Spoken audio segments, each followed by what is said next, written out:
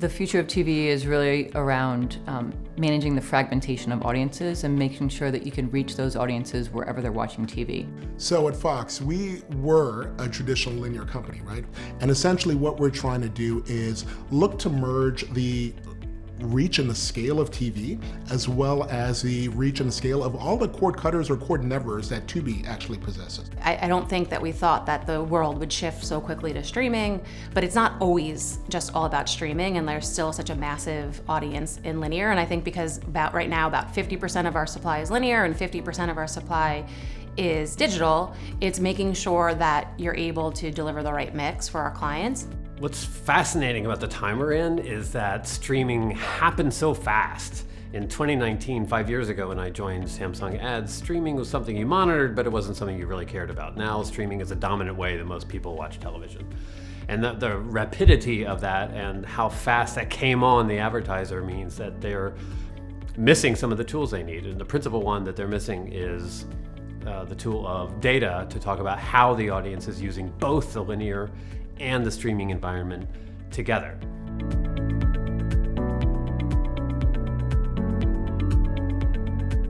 What TV has always been good at is reaching a lot of consumers very quickly in a really high quality environment. And what's happened now is there are many more ways to reach consumers in a TV-like environment, and you have to be active in all of them to be able to still take advantage of that scale that TV has always done well. It's a little bit more challenging. You need to know what your identity signal is and what your approach is to bring that back together. And then most importantly, you've got to be able to count on the back end. Make sure that you're not reaching the same homes too many times, that you're actually reaching everybody the right amount of times. But you can't do that without something to tie that together in a privacy compliant manner. And identity, rock solid identity across name, address, household, email, IP address, all done with privacy at its core. That's the way to go about doing that.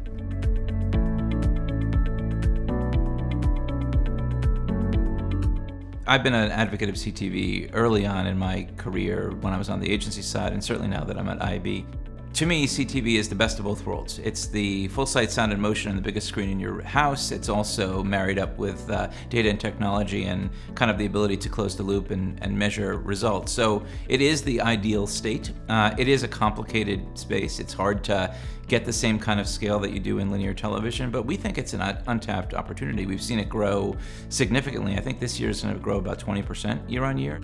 I think there's it's a gold mine in terms of potential, but how you get there and how you land that plane, particularly for the streaming partners that are really driving this space, is a little bit more challenging because you have to get consumers to adopt to an ad-supported model. I think the economics have proved that non-ads, not having ads is expensive and difficult to maintain. So that balance will be for those to figure out. I think it is a very content-rich environment with highly desirable audiences.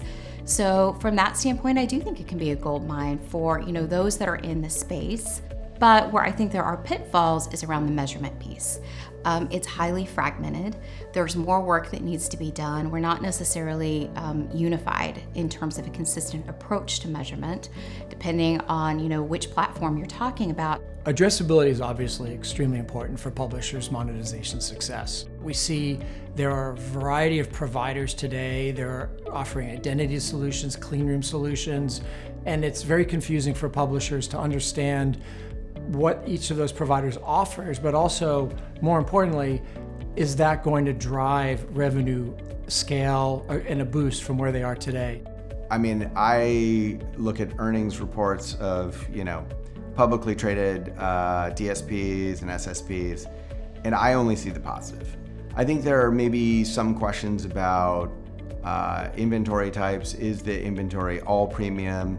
But to me, what I'm seeing is more and more marketers want to tap into that type of inventory.